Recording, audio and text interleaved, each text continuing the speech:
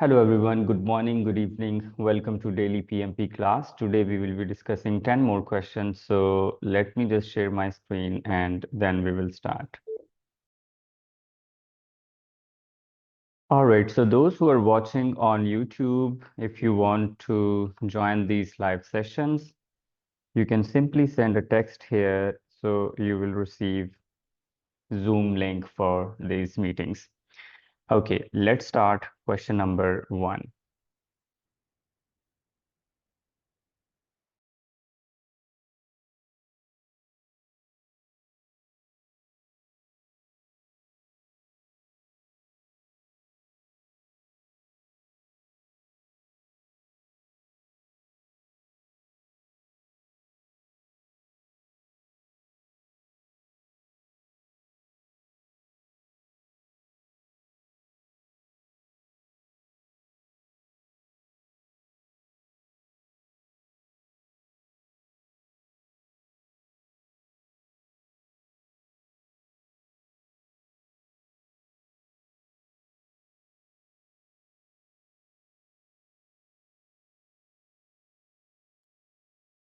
All right, Robin, you have chosen option C. The question asks to better understand and address the challenges. So, to do that, I would say that personality assessments for team members would be the ideal option. So, that's why C. All right, thank you. Mehrdad, you have chosen option D. Yes, based on basically the options there, I think this is the most practical way to create basically improve communication and probably address the conflicts. All right, so you're saying we should increase the frequency of project status meeting, right? It creates the possibility for more communication. More communication. Thank you. Okay, Amanullah, you have chosen option B. Yes, I was actually thinking about B and C. Those could be potential ones. So there is actually seems to have challenge. So conducting regular team building exercises sessions might help. So the team get closer. That's what I thought.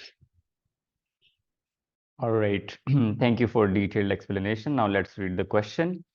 It says a PM is facing challenges with team dynamics, including conflicts and communication issues that are affecting project performance. To better understand and address these challenges. What challenges? Challenges regarding conflicts, right? So how we can better understand the nature of conflicts by understanding personality difference or personality orientation of team members, right? To understand the reasons behind those conflicts. Now, C is the correct answer. Let's read the other option. It says implementing more stringent project control and monitoring. It has nothing to do with understanding. Conducting regular team building exercises. Again, it's a solution. It's not for understanding, right? Option D, increasing the frequency of project status meeting. We're not talking about project status here. We're talking about nature of conflicts and understanding. So correct answer is option C.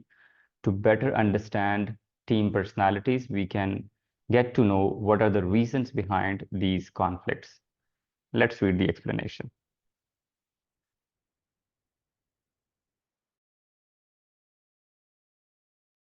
Next question.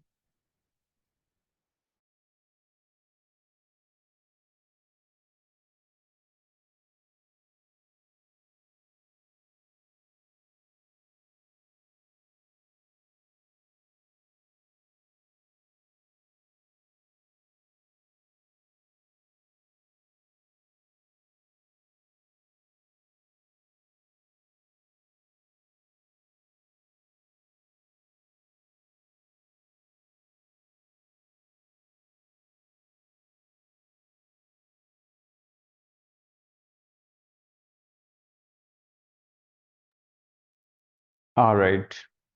India, you have chosen option C. Hi, yes.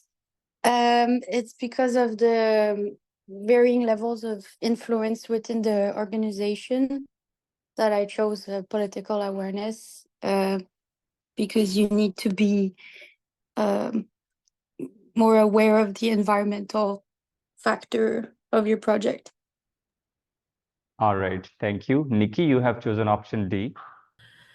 Yes, I think that especially when you have a lot of people involved, that communication is the main factor, because if you're not communicating well, whether you think you are or not, but if you're not having those face-to-face meetings and having good communication skills, things may be misinterpreted if it's, not in person. Or I don't think political awareness has much to do with it in this case, so I kind of eliminated that one because it's not that's not what the question is really talking about. Negotiation techniques. It's not asking you to be, getting quotes or things like that to get better prices. I thought about stakeholder engagement, but it already says that it talks about there are multiple stakeholders. Some are more important than others. And so you still have to be able to communicate with all of those things. So I chose D.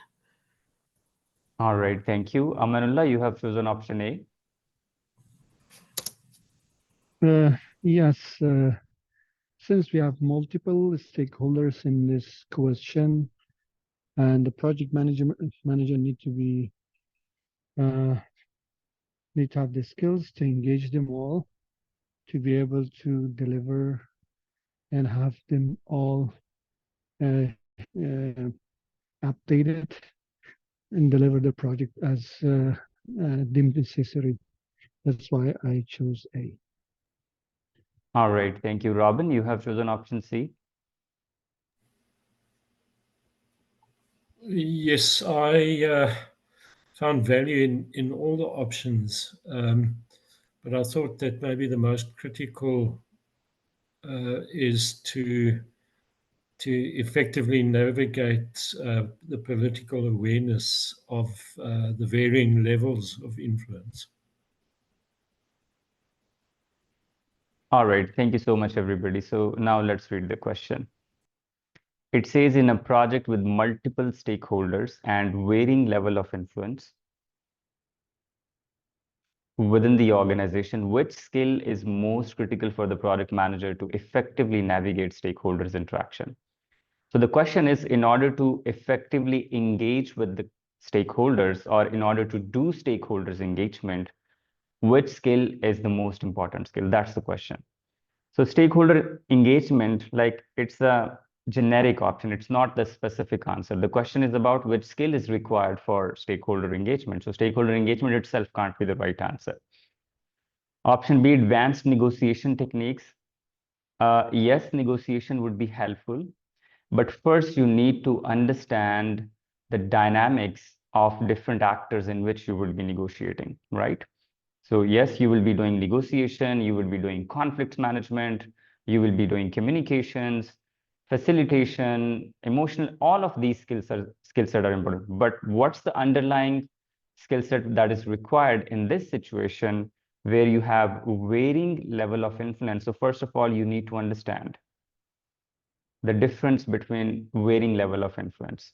So varying level of influence, for example, who is more powerful, who is less powerful, who you need to engage first, right? Who are important for your project. So for that, you need to have political awareness within the organization. When we say political awareness, means understanding the power structure within the organization, understanding influence of different actors regarding the project, right? So correct answer is option C. All other options are incorrect. Let's read the explanation.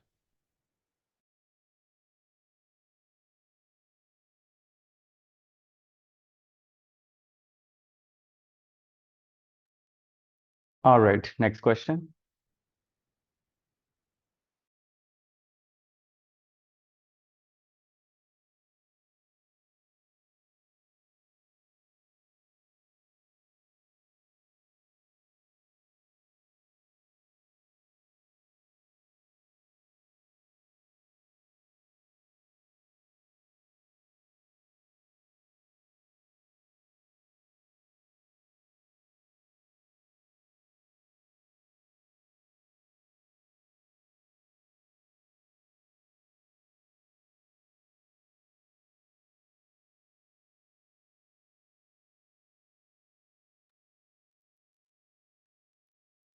All right, Mohan, you have chosen option B. Yeah, so McGregor's theory X basically states that it's kind of like a directive role, right? Where the supervisor or the manager is providing very specific instructions, monitoring them, essentially to meet the program deadlines. So um, I thought related, excuse me, yes, I thought B related very close to that. I mean, and the question is basically saying, what is the assumption that's being made about the employees? So assuming that employees prefer to be in that role where they want to be directed and avoid responsibility. The others, A, C, and D, are kind of opposite, right? So they're especially A, it's saying it's self-motivated, which is opposite. So the other options were kind of opposite of what the question was. All right, thank you so much, Mohan. So most of you have chosen option B. That is correct. McGregor theory X is about management theory, and it is rooted in the belief that people are self-centered, right? When people are self-centered, they take care of their self-interest. When they take care of their self-interest, they have no regard to organizational interest.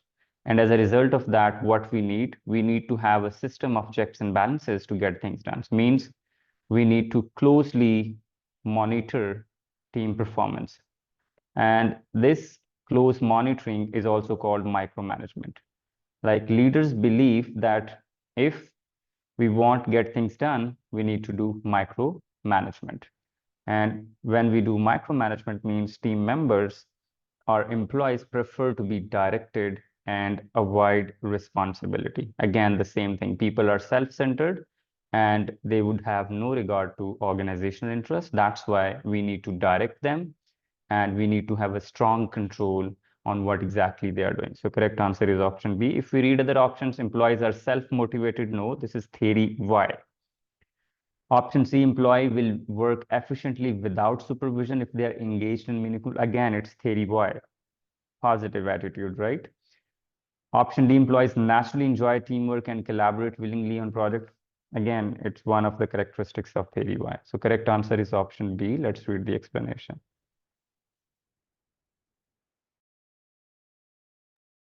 So you can expect such simple question as well in the exam. Very straightforward, relatively much easier because exam would be combination of easy questions, medium difficulty level, and difficult questions. Next question.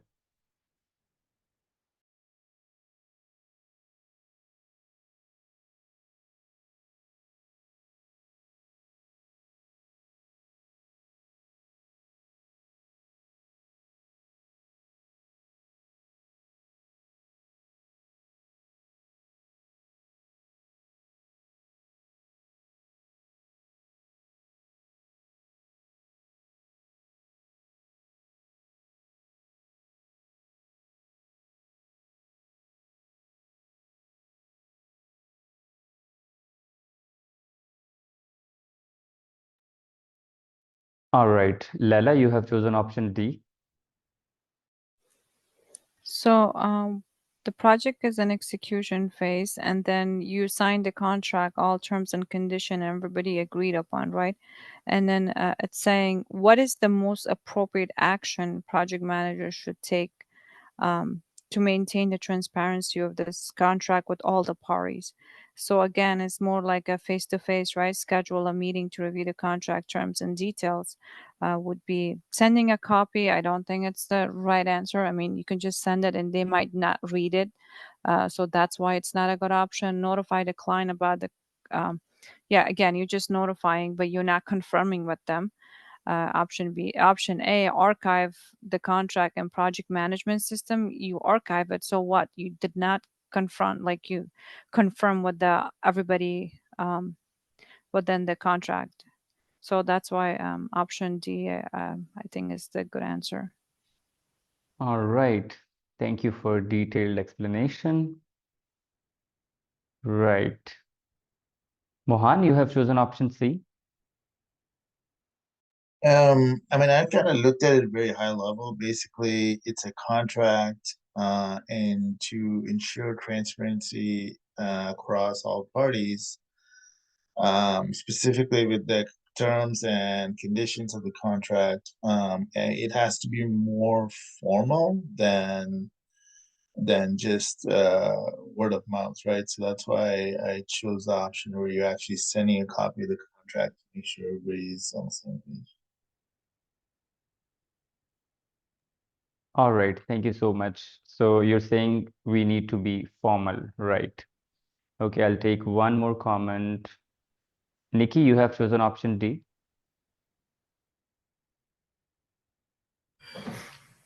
Yeah, I kind of went with the same as Layla was thinking that face-to-face is good. And yeah, you can send, well, probably my thought is most of these are things that you're gonna do, but the thing, like, you're gonna put it in the system, it's gonna be in the system, you're gonna send them a copy so they have a formal, paper copy of it. But to notify them that we've done it, all these things would happen. But to have the meeting to go over in detail, I think that is the most, because the question is asking about transparency. So to sit with them and make sure that we're on the same page about everything and that everybody's aligned, I think that is the best option. I think you do all the things, but I think D, where you meet face to face, is what this one is talking about.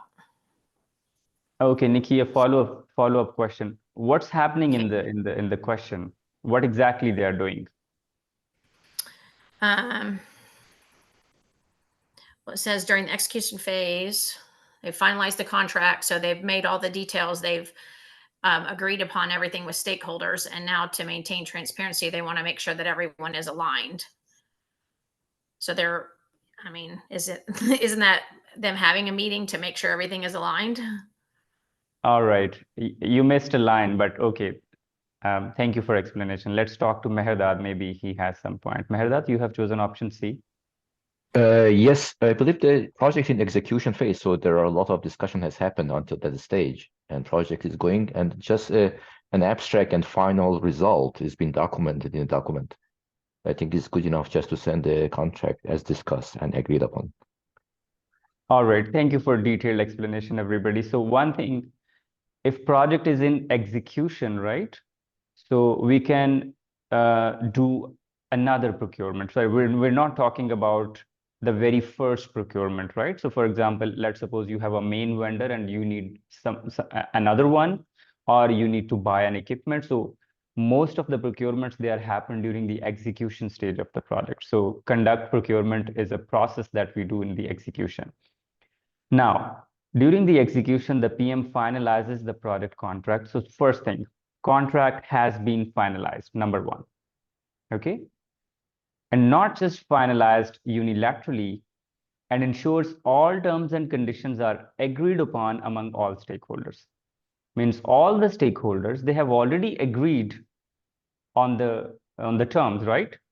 And then not just this, a contract workshop has been conducted where the terms were discussed in detail with the stakeholders.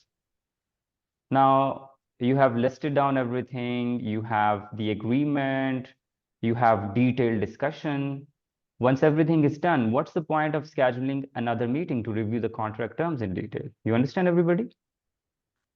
So you will see such questions in the exam where things have already been done. So it's not we always do face-to-face meetings, so we will be doing that just because it is one of PMIism. This has already been done in detail, like you have finalized, you have discussed, you have agreed upon, and you have done a better thing. Rather than just having a meeting, you have a contract workshop, right? So D can't be the right answer. So as Mohan mentioned, to be more formal, we need to send a copy of the contract to the client for record purposes, right? So since once everything is done, we will be formalizing it. So C is the right answer. Let's read the explanation.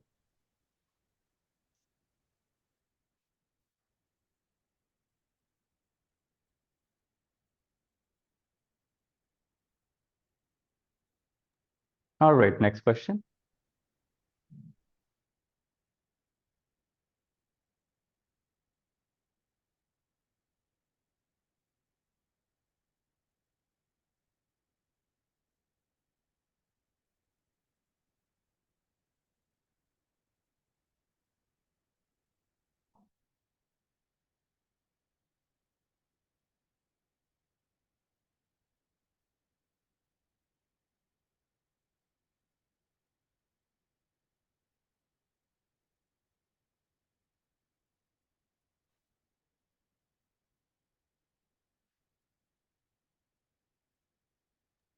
All right, Vivek, you have chosen option C.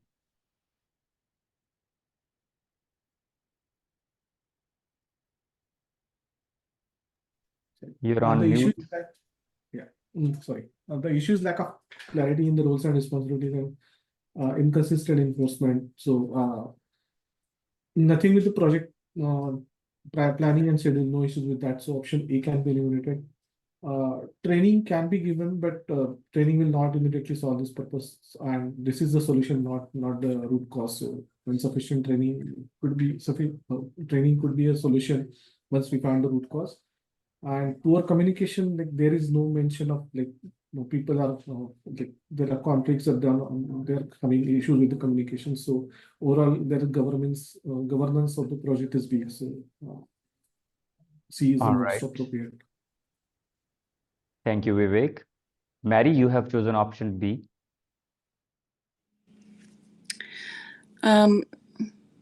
Yeah, because I was thinking that those things like the frequent issues in decision making, lack of clarity in roles and responsibilities, and particularly the inconsistent enforcement, it's like we don't really know how to rather than what to.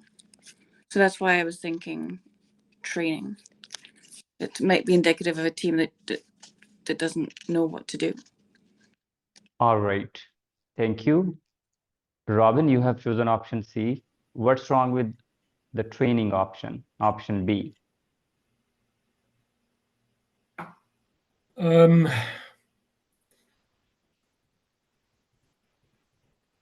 Yes, I've found difficulty with this question, and I tried to eliminate.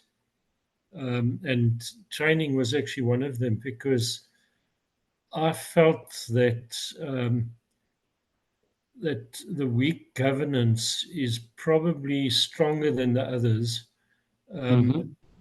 because of the decision-making, inconsistent enforcement of project policies, etc.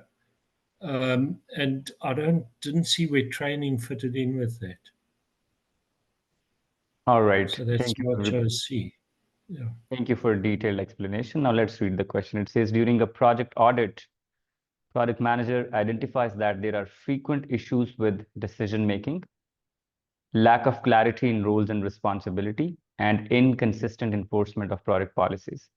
So if you look at these three things, issues with decision making, lack of clarity, and inconsistent enforcement, all of these things, they come from the top management, from the senior management or project sponsor. Collectively, this is called project governance structure. So governance defines how decision making would be done. They define rules and responsibilities of different actors, and they enforce consistent project policies. That's their job, right? So weak governance system is the problem here because all these things are relevant to governance structure. So correct answer is option C. Option A, inadequate project planning and scheduling. So yes, I mean, if the question is about you're behind schedule, you're over budget and stuff like that, quality issues, then the issue would be with the planning and scheduling. Option B, insufficient training for project team members. Training about what? And all these tasks are not relevant to team members. These are done by the sponsor or by the governance. So B can't be the right answer. And poor communication. So issues have nothing to do with poor communication. So correct answer is option C. Let's read the explanation.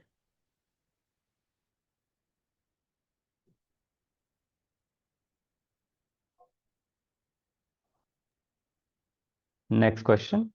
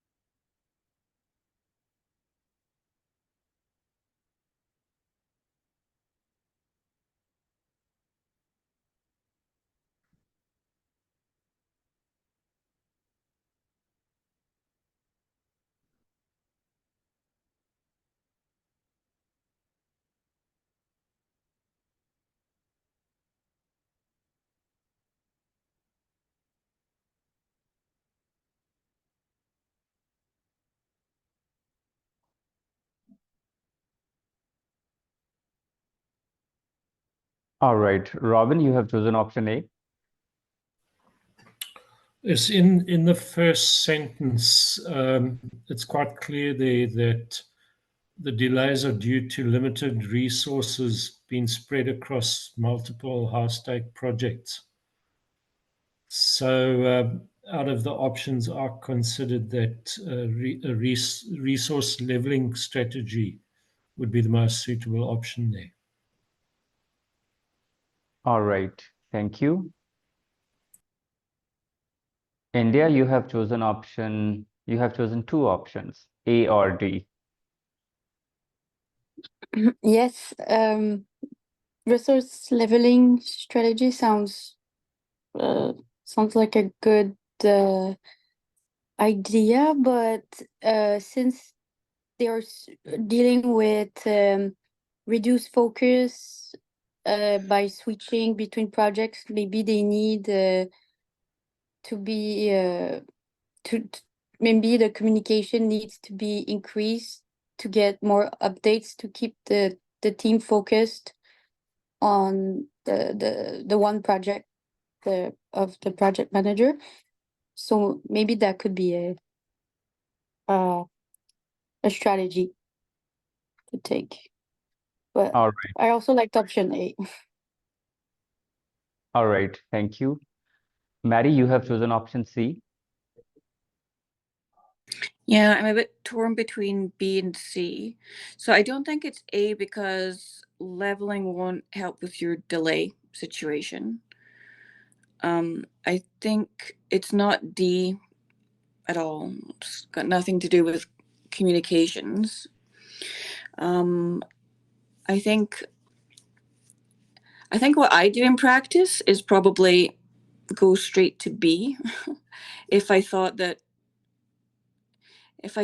there just was too much work to be done and something had to give, then sort of talk to the stakeholders about that to see which is most important.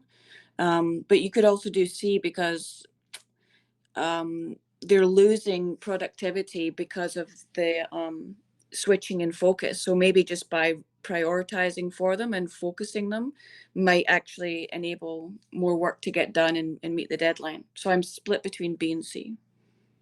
All right, thank you for detailed explanation. Amanullah, you have chosen option C.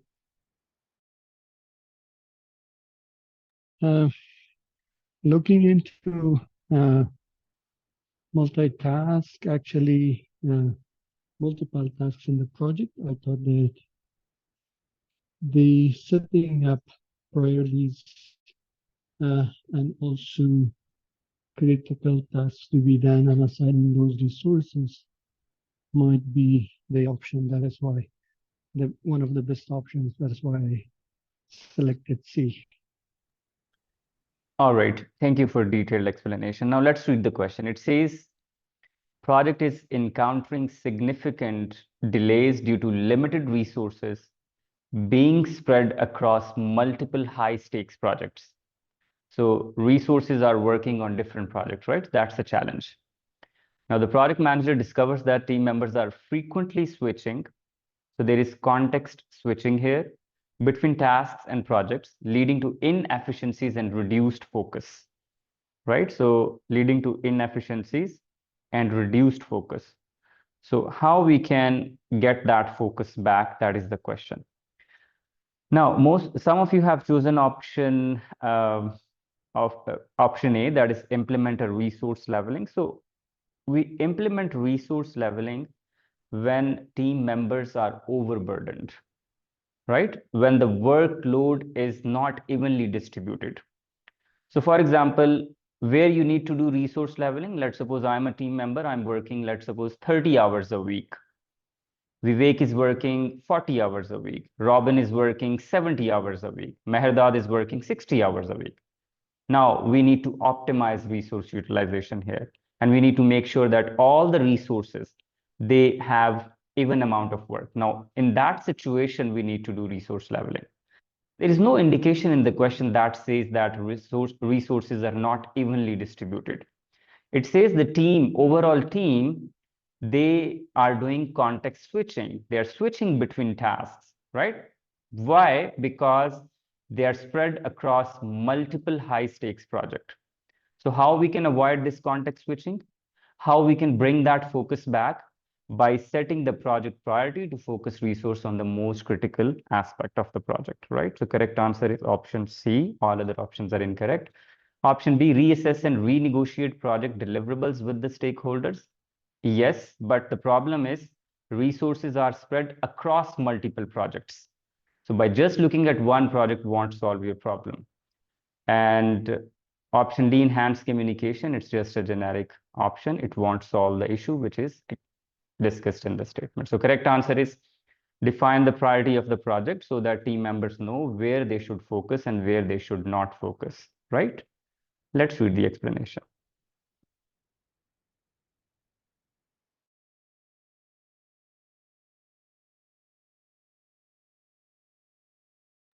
Next question.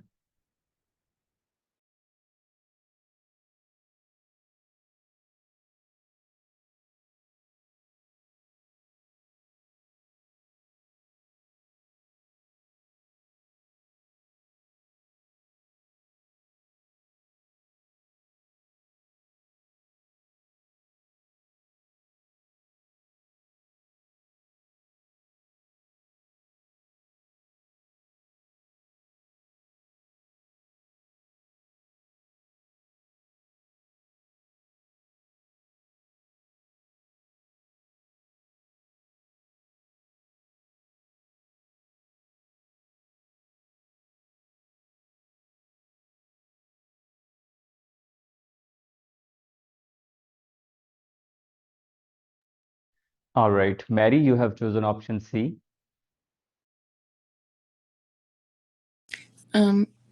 Yeah, so I'm thinking that the total work line, that's the line that's saying how much work has to be gotten done. And so if that's increasing over time, then it means the scope is increasing. So if it's always going up the way, the total work line, then it means that they're constantly having new tasks, new scope added. But it doesn't say anything about the completion rate, though, because I don't think the question says anything about the completion rate. So I'm not sure about that part. All right, thank you for explanation. Robin, you have chosen option B. Yes, I couldn't find much difference between all the options actually, but with the work line consistently trending upwards, I felt that that B is the most suitable option, in that the influx of new work and the rate of completing the work seemed to indicate that that was the best option. All right, thank you everybody for detailed explanation. Now let's quickly talk about the diagram, right? Cumulative flow diagram. So we're talking about, like, this is the diagram, let's suppose. So we have two axes. Along the one axis, we have time, right? Along the y-axis, we have cumulative work. So we're talking about, like, total work line keeps on increasing. If we read the question again, it says, in a cumulative flow diagram for an agile project, the project manager observes that the total work line consistently trends upward. So what's happening? Total work line. We're not talking about work in progress. We're not talking about work done, right? We're talking about total work, whatever work you need to do. Now it says this line keeps on moving upward. So something like that. So for example, at the start, let's suppose it is here, and gradually it is going upward like that. Why I have started this line from here? Because at 0, you have some level of work to do. You understand, everybody? Right? So let's suppose 100 units of work, and now it is 110 and 120. Now what's happening? It means more scope of work is being continuously added. You understand? That's why total work line is going upward. So it's not work done. Does it make sense, everybody? You understand? So the total work keeps on expanding, means scope of work is being added again and again, right? Continuously. So that's why you have line that keeps on going upward. Now, let's read the question, the statement options. It said the project is experiencing high productivity with a significant reduction in WIP. It has nothing to do with WIP, and we don't know about anything about productivity, right? High productivity here. Second, the project team is effectively completing tasks at a rate that matches the influx of new work.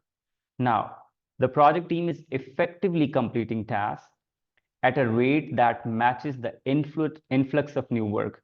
Now, if I say work to do remains constant, let's suppose, then we can say it should be constant work to do. If I draw a work to do line, let's suppose work to do line is something like this. Let's suppose this, right? Now, what does it mean? It means remaining work remains constant. And how remaining work remains constant? When the work you are doing is equal to the work you are adding, then there won't be any change in work to do. You understand, everybody? Does it make sense? So for example, if you have 60 units of remaining work, and if it remains constant like 60, it means whatever work you are doing is equal to whatever work is being added. That's why there is no difference in the remaining work, because whatever you are doing, the similar amount of work is being added. So there is no such information here. So we can remove P.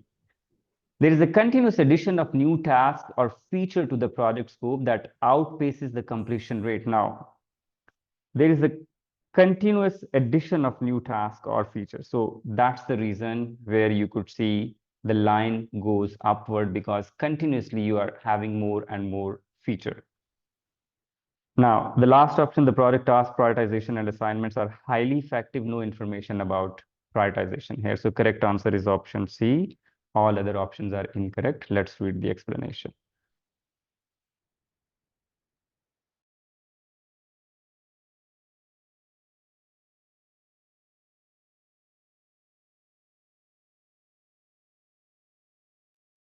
Next question.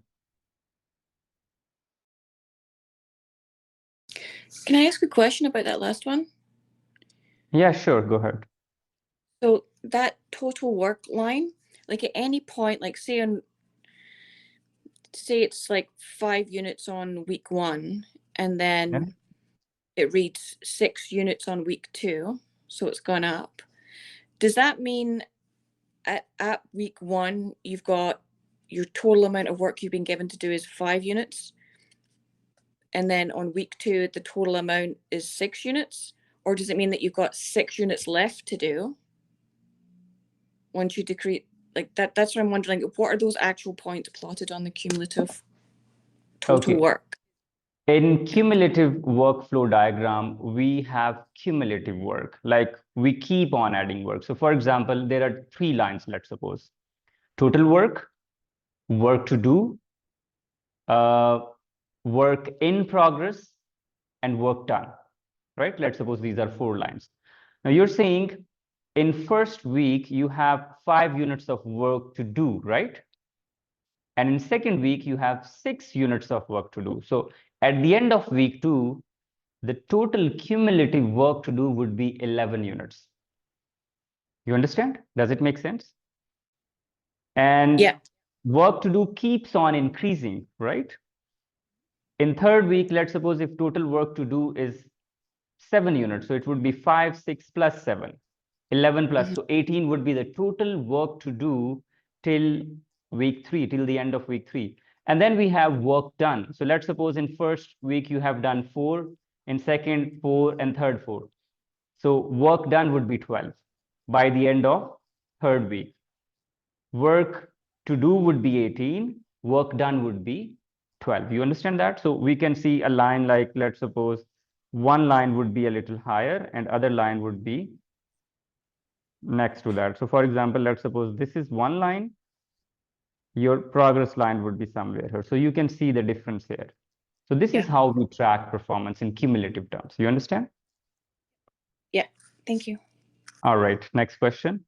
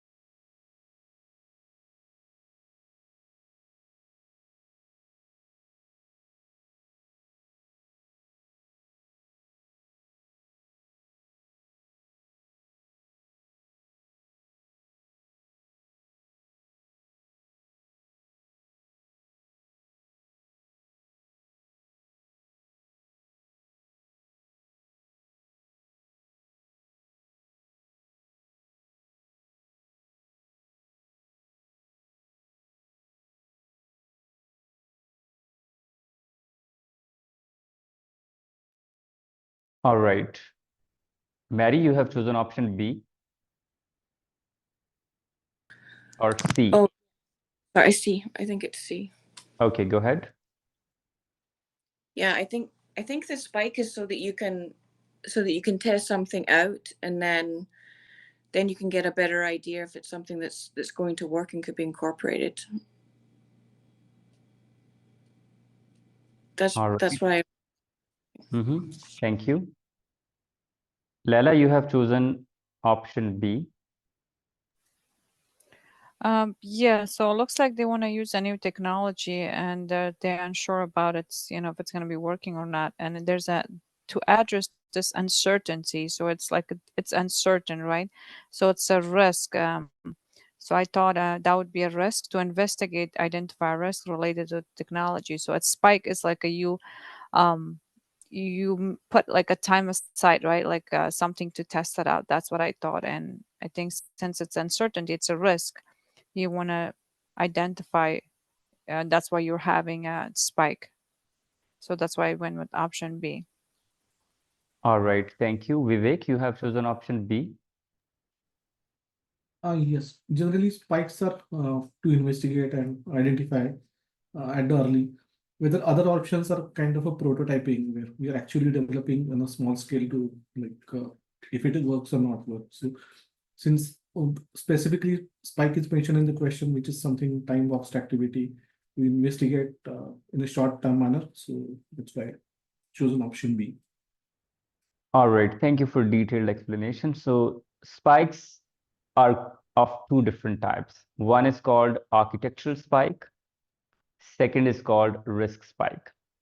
Now, architectural spike, it's a investigation time boxed in which you develop a basic version of the product or a prototype to test the feasibility. So it's the experimentation session where you develop a product design and you test the feasibility of it. So this is called architectural spike. Risk spike is something else. So when you identify a risk and you want to further investigate that risk, you schedule a time-boxed fixed meeting. Now that is called risk spike.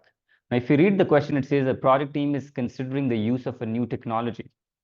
So you want to use a new technology for a critical component, but is unsure about its viability. So we are not sure how it will perform. We're not sure about feasibility, right? So to address this uncertainty, they decide to perform an architectural spike. And what is architectural spike?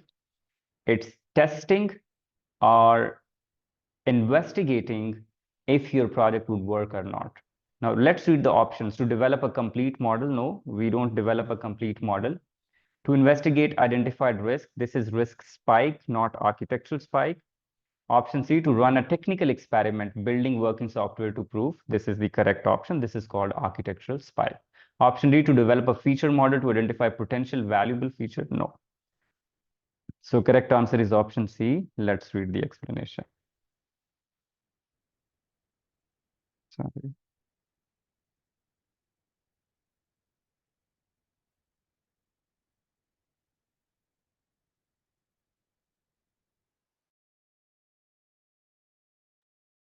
Next question.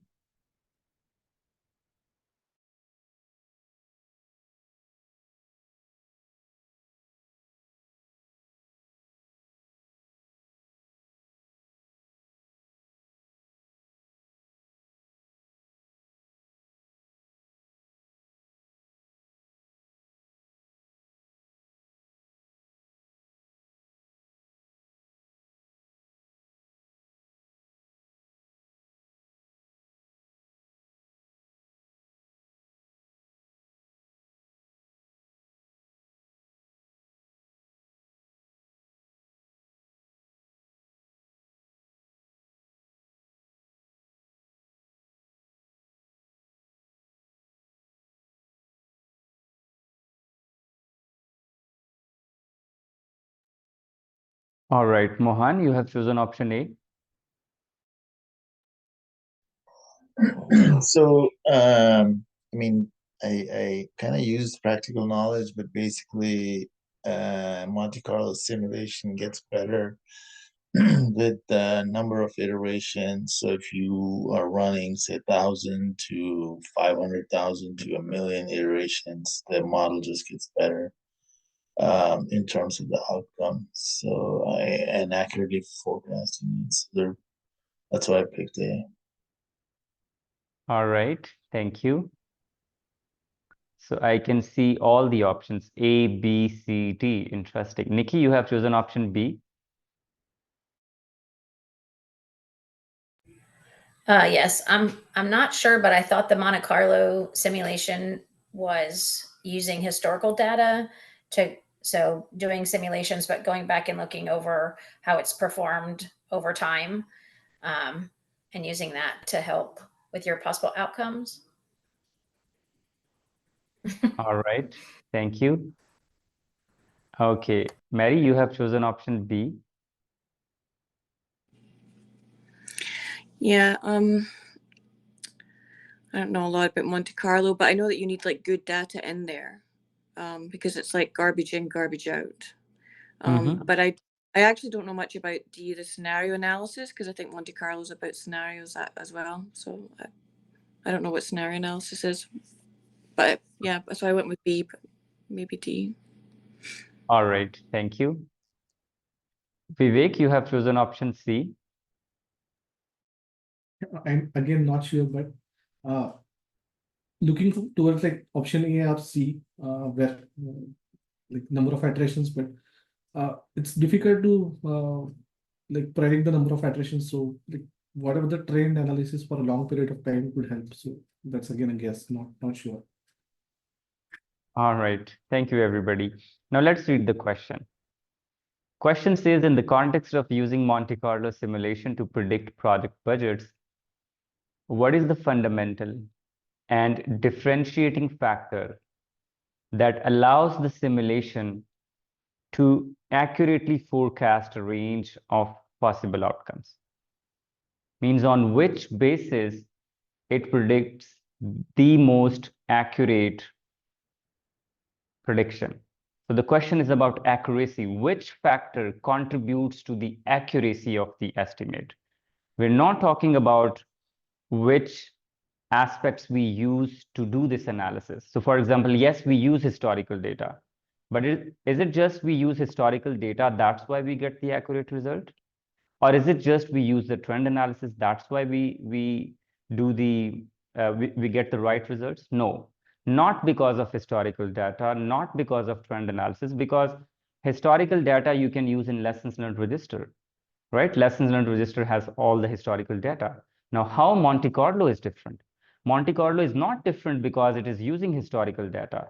Historical data is used in various other techniques. And Monte Carlo analysis is not different because it uses trend analysis. You understand, everybody? That is a trend chart. So you don't need such sophisticated tool. Monte Carlo analysis predicts the accurate, estimate because it performs millions of iterations, as Mohan mentioned. If you do the same thing millions of times, then you can predict the possible outcome. So you run the experiment again and again, right? What if we do this? What if we do this, right? And then when you perform the same thing again and again, then you get to know, okay, what's the possible outcome? So it's about number of iterations. It's about frequency of the experiments that you run in Monte Carlo. So this is the differentiating factor. This is how you get the possible outcome or the accurate possible outcome. All other options, they are shared with other different techniques as well. The only differentiating factor is number of iterations. So correct answer is option A. Let's read the explanation.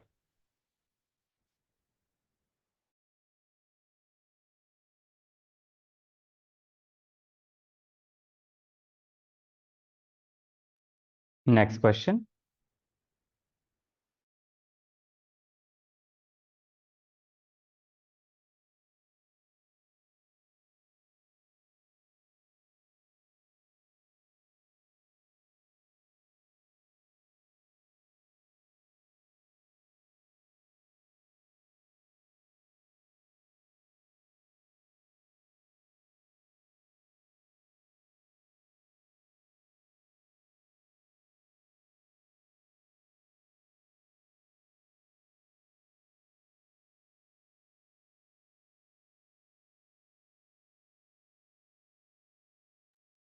All right.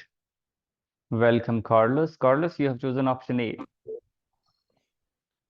Yeah, it's the 80-20 rule, where 20% of the items are going to give you 80% of the problems. I think prioritization, it helps you prioritize where to go first or what to tackle, what's going to give you the most advantage. All right. Thank you. Mohan, you have chosen option B.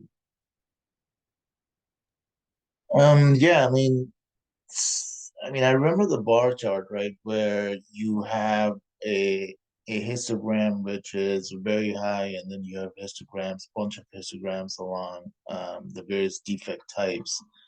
And you can basically differentiate and categorize those defects, and you can say which defect has a frequency of 80%, and which defect has a frequency of 20%.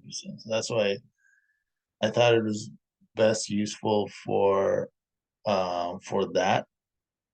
Some of these, like minimizing defects in the product, you could use that information to then kind of minimize defects and have the team focus on what the defects are, kind of reduce those defects.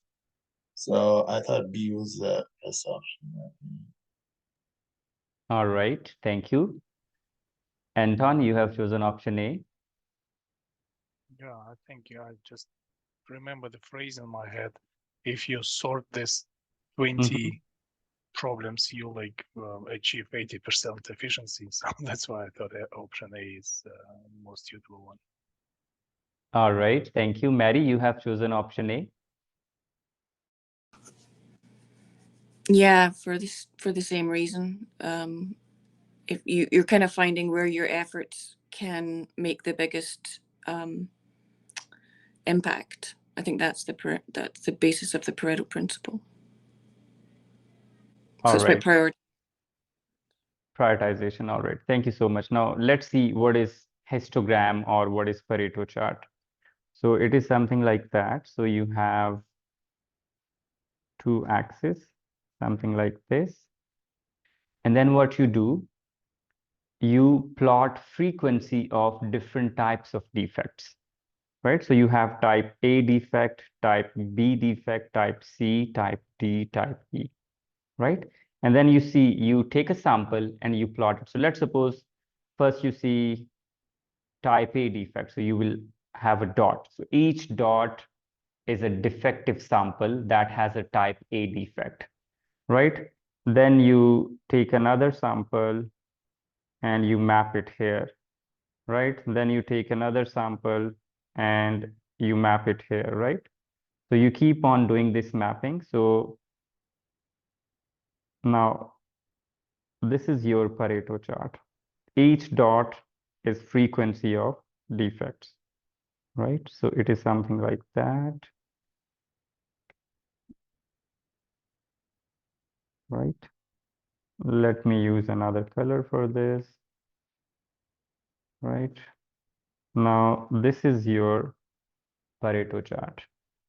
Now it gives you idea where you should focus most. Means 80% of the impact is because of 20% of defects. So most of the impact here is because of this, right? So if you prioritize your efforts here, then you'll get rid of most of the defective product. Now, if I go back to the options, option A is prioritization of efforts. Option B is categorization of, so we are not categorizing defects here, right? So we are not defining categories here. We are just mapping the frequency here. And through map frequency, what we want to do, we want to prioritize our focus, like where we should be focusing. So it doesn't do categorization, it doesn't minimize defects, and it doesn't map defects over time. It just maps frequency of defects at any point in time. And why do we do that? So that we get to know where we should focus the most. So correct answer is option A, prioritization of efforts, right? Let's read the explanation.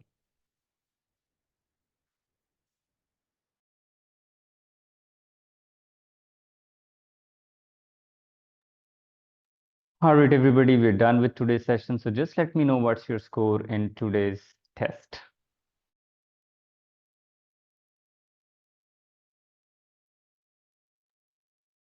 Surprisingly, 100%.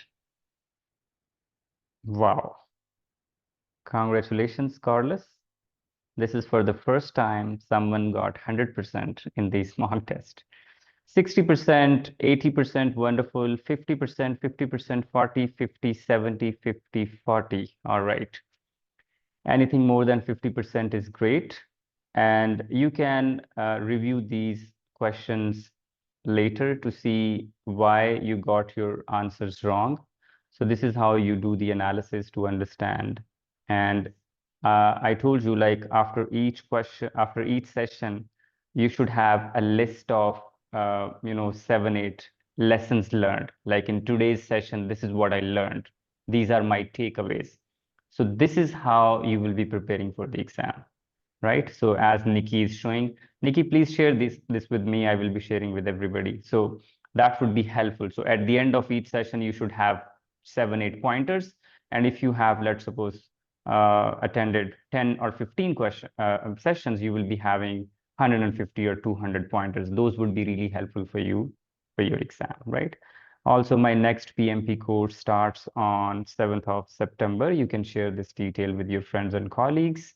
Those who are watching on YouTube, you can simply contact here to get detail about upcoming course, or if you want to enroll in, or if you want to attend these classes. Also, you can schedule a one-on-one meeting with me in case you need any sort of help regarding your preparation. It's simple. Scan this QR code and it will take to the relevant page where you can schedule a Zoom meeting with me. All right, everybody, take good care of yourself. I'll see you on Monday. Take care. Bye. Thank you. Bye.